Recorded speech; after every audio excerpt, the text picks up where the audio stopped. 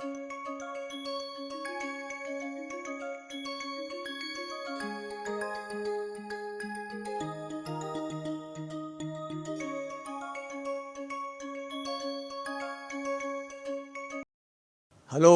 and welcome to this next session where we are going to introduce the concept of systems.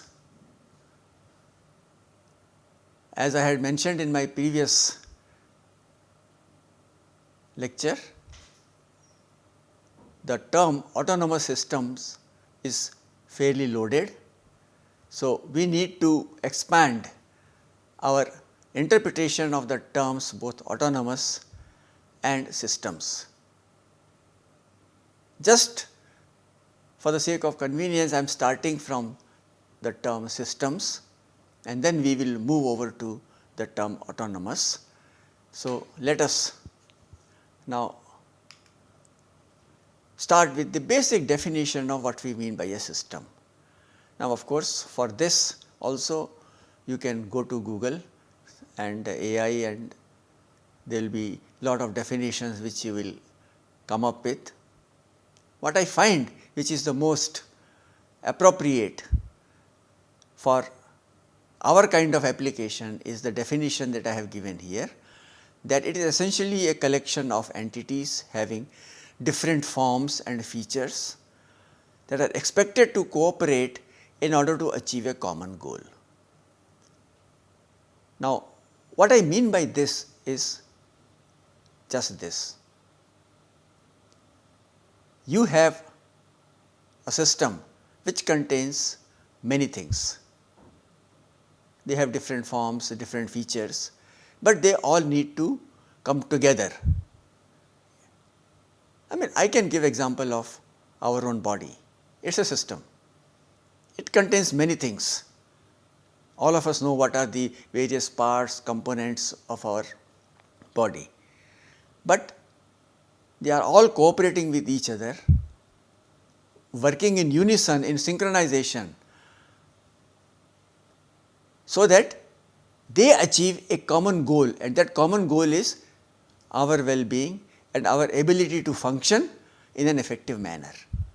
So, this is how we look at a system.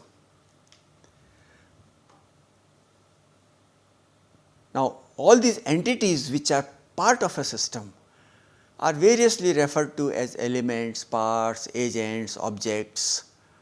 They can assume different forms and they can be of different types. So, we need to understand and also get a sense of what would be called a system and what may not be qualified to be called a system.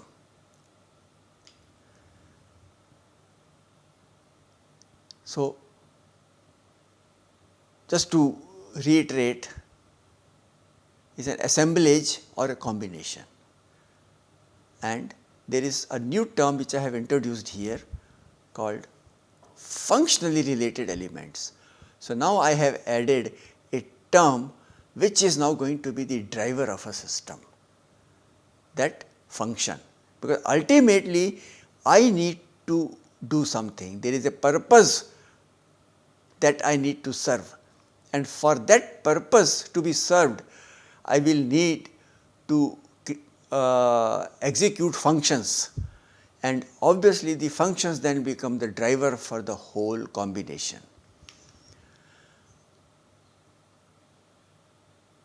And when we talk about functions, what essentially we mean is a coherent set of actions, data flows, decisions, which are all essential for any system to achieve stated objectives. So, you will find that this functionality will automatically result in a set of actions that need to be taken, some decisions that have to be arrived at, some data which have to be exchanged at different points, and all this will become now part of your system. So, now we are opening this box of the system and looking at what are all the things that are going to be part of our ability to create a system. We are not even talking about whether the system will be autonomous or not yet. We are just talking whether can we create a system. We will worry about making it autonomous a little later, but at this point let us just understand what makes a system. So, just to give you an example, the complete drive mechanism of a car consists of, now let me start counting on my fingers, engine, the gearbox, the shaft, wheels and tires. There could be many more, but I am looking at it a slightly higher level. I could probably break down engine into the cylinder, piston, then your ignition system. So, I could keep going on and on, I am not going to do that. Just even if we look at this, now these 5 elements, that is engine, gearbox, shaft, wheels and tires, are now related to each other through various functional links. For example, the engine is related or connected to the gearbox through your crankshaft, gearbox now is related to shaft through coupling, the shaft is related to wheels through other kind of joints, the differential drives, and the wheels are connected to tires through whatever the attachment mechanism that have been worked out. So, now you can see that there is a functionality which is flowing through one end of engine, where the fuel is being burnt inside the combustion chamber, the cylinder, and which then kind of sets a train of other actions like piston movement getting transferred to the gearbox where it is getting moderated, the shaft is being rotated, the wheels are being rotated and the tires are being rotated, which ultimately all contribute to produce the forward motion of the vehicle. Now, this is what we mean by functionally related elements, and this is what can be a starting point for understanding what we would mean by a system. So, if we now kind of put this together in a nutshell, there are 3 features which stand out very clearly, that is components, that is engine, shaft, wheels, gearbox, tires, they are all components. Attributes, they all have properties, and then they have relations with each other. So, these are the 3 things which you will find are going to be the primary driver of creating a system. As I said, components which are parts of a system can be both physical or virtual. Attributes are the properties such as state, configuration, layout. Relationships is, as I mentioned, are nothing but the connections, the pairing, the linking of components, and that is where the engineering will get into the picture when you are looking for the actual physical system,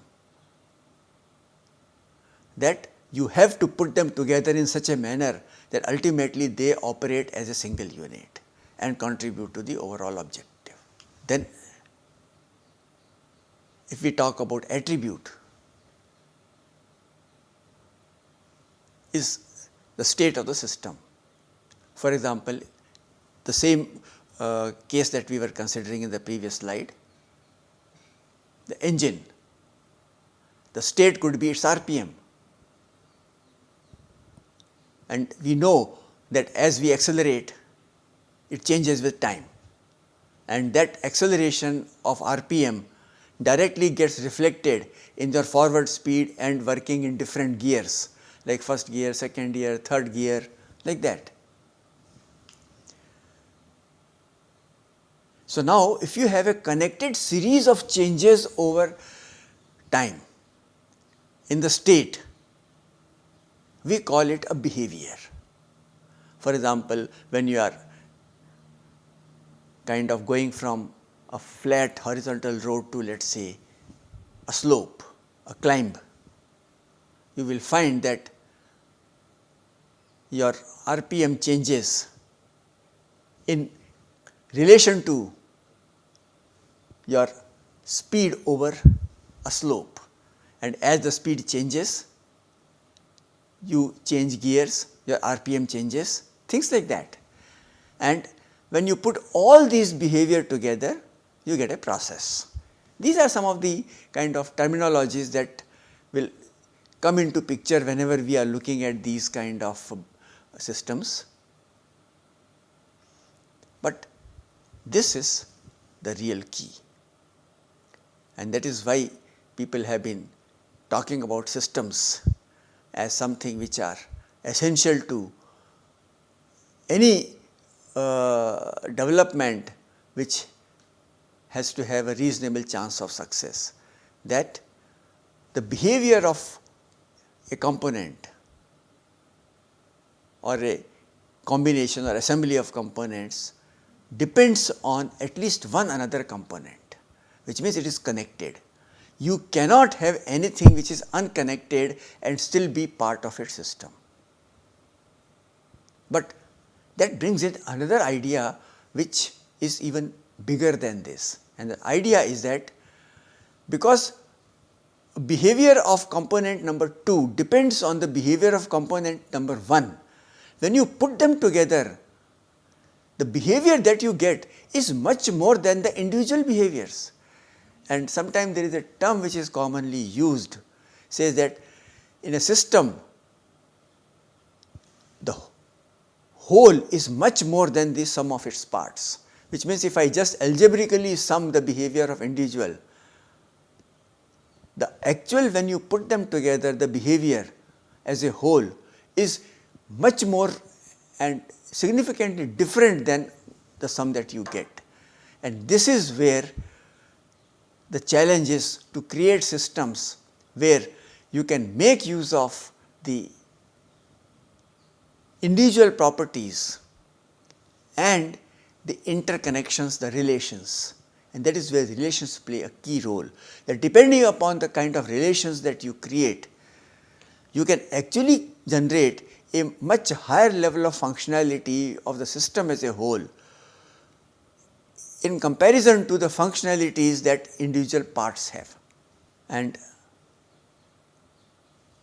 we need to now get into a mechanism or a formal mechanism to classify systems.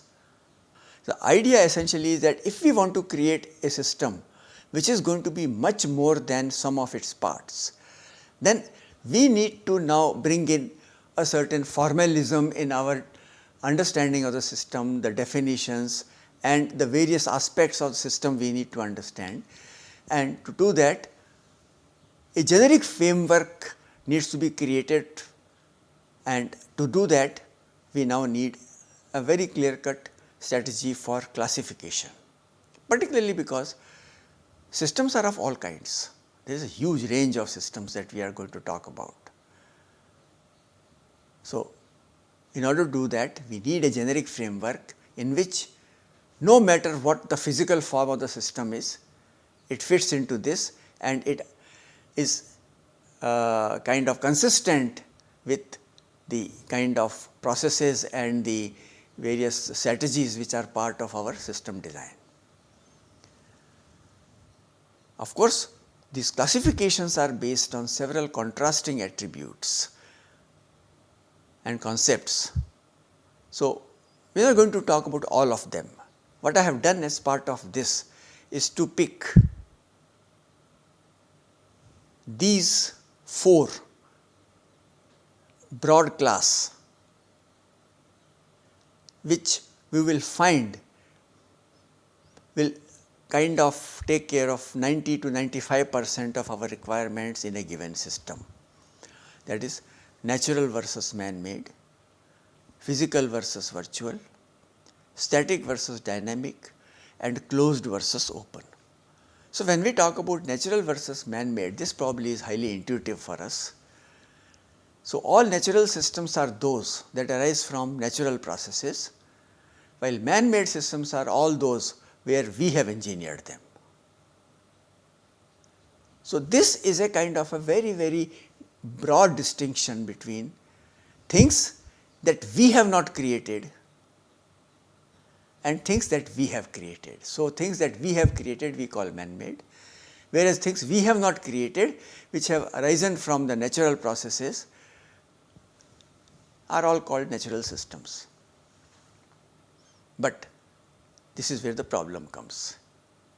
You will find that all man-made systems need to interface with natural systems, and hence will not only get influenced by them, but will also influence them both beneficially and detrimentally. And this is, unfortunately, all of us are now finding out and making very extensive efforts to solve the problem of not interfering with our environment. And now you see so much of green initiative to say that if we have to affect what happens all around us which we have not created, then if we can't do it beneficially, at least let us not do detrimentally. So, these greenhouse gases, the other damage to the forests that we are doing, they all are now getting a lot of focus, so that when we create systems, we are conscious of all those. Just to give you one example, large dams are man-made systems. They are for a purpose. Purpose is provide water for consumption at the very basic level, production of electricity. Hydroelectricity is one of the major source of electricity for us. Irrigation of crops in areas where there is not much water available, there is no rainfall. So, these are all beneficial from our human perspective, but there are also problems. They cause floods when there is excessive rain. So, they will flood areas which earlier were not prone to floods. So, that is a problem, and we still not been able to solve these problems. And habitat change, which is something which we have not even come to the stage of assessing its impact. When we create dams, some areas get flooded upstream of the dam. So, water gets into the forests, the low-lying areas where it did not exist. And if there were human habitation or even animal habitation, they would have to migrate to different places, which is not a good thing, because for humans the livelihood is there, for animals their whole of existence is in that area. So, we need to understand this. So, when we are creating systems, we must be conscious of that. If you do not beneficially affect the environment, at least do not damage it. And that is currently you will find is the focus of all our efforts. Then of course, there is another classification which is commonly used in describing systems, that is physical versus conceptual systems. So, physical systems are very intuitive to understand, which manifest themselves in physical form and will contain real components, while virtual systems are ideas, plans, concepts, softwares. They are all virtual systems. I mean, they do not have any physical form. For example, computer is a physical entity, while its operating system, application software, they are all virtual. They do not have any form. And you will find that the systems that we create, and this is going to be particularly true for the autonomous systems that we are going to be creating, that they will employ both physical and conceptual entities, and we will need to understand how to interface the physical system with the conceptual system. And you will find that there is going to be a huge challenge, and towards the end of the course we are going to get some ideas of how these things are important, and at what level we need to actually make sure that the synthesis is seamless. But we need to be aware that we will have to use both physical as well as conceptual entities in creating an autonomous system. Then another classification category is called static versus dynamic systems. Of course, the terms static and dynamic are self-explanatory. We have used them, we are clear about what they mean. So, I mean, just to put this in a sake of completeness, we say static systems are those whose states do not change with time, and of course, dynamic systems will admit changes over time. So, this is the basic difference, that things when they do not change over time, we call them static, and things when they change over time, they become dynamic. Obviously, we immediately realize from this definition itself that static systems are going to be easier to work with. Systems which do not change with time do not require too much of an effort to engage with them, but the systems which are dynamic, we are going to be having a lot more closer interaction with such systems, because system changes and those changes have to be taken care of in the overall design of the system. Now, of course, let me bring in another aspect, and that aspect is something that in reality there is nothing like a static system in this world. In fact, there is a saying which says that change is the only constant, and which is true, absolutely true, that we look at all around us, we change, objects around us change, the systems around us change, the philosophies change, the economics changes, the thought processes change, everything changes, nothing remains constant, nothing is static. Of course, some changes could be slow, some changes could be fast. Now, that is the only benchmark that we have and we can use to probably create this categorization. So, we would say that the systems where the processes change are slow can be treated like a static system. Please note, they are not static. By no means of imagination, stretch of imagination, they are static, but we can treat them as static for some specific purposes. We need to keep that in mind. But by and large, you will find that all our activities will be dealing with dynamic systems. So, for example, a building that you create, I mean, you might say it is a static object, it is going to be there. But please note, building also has a lifetime, a life cycle, maybe 30 years, 40 years, 50 years. And over that period also, it is not going to remain static. There are going to be changes due to wear and tear. So, that will require actions at regular intervals, like people to do external painting to prevent seepages. Then over a longer period of time, there may be some kind of cracks appearing which need to be attended to. Then there could be renovations because some things are kind of wearing out. So, it is not that just when you create a building, forget about it, you can't do that.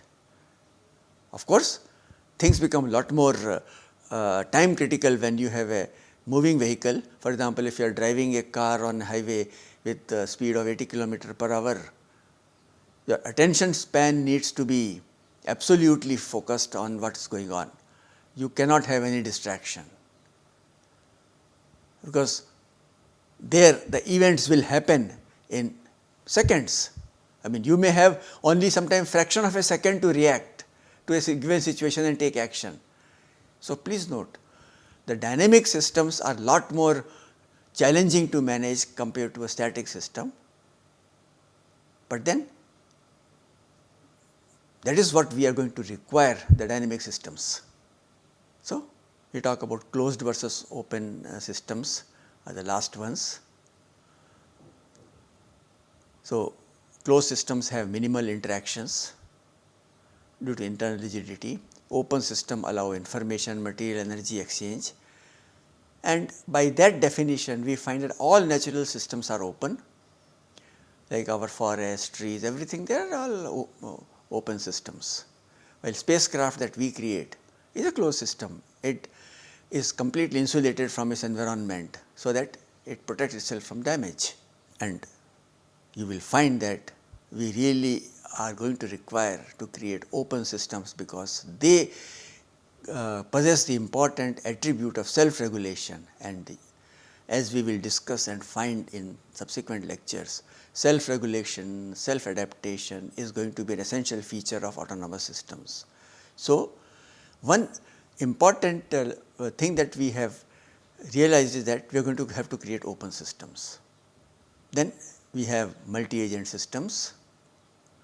So, that now you take single agent or single system, take a number of them, put them together and hope that the force multiplier effect will be able to achieve lot more than what an individual system can achieve, like swarm of drones for surveillance. Each drone itself is an autonomous system, but when you put it in a swarm, it does a surveillance of a much larger area which is not possible for a single drone. So, you find that there is now a value in bringing in multiple agents together as a multi-agent system. So, in such cases the group will inherit the properties of their constituents and there is going to be inter-agent dynamics, and putting that together will be able to execute higher level tasks. So, to conclude, a system is a coordinated collection of entities that work together to achieve the stated objectives, wherein relationships among the components decide its overall behavior. And as we have seen, we can have many different classifications, but ultimately all of them will be required in a given system in a general sense, so that development process is to be consistent. So, with that we come to the end of today's session. In next session, we are going to take this concept of systems forward, bring in some basic ideas of philosophical understanding of the systems in the form of system science, and what are the issues and the benefits that we get through this. So, bye and see you in our next session.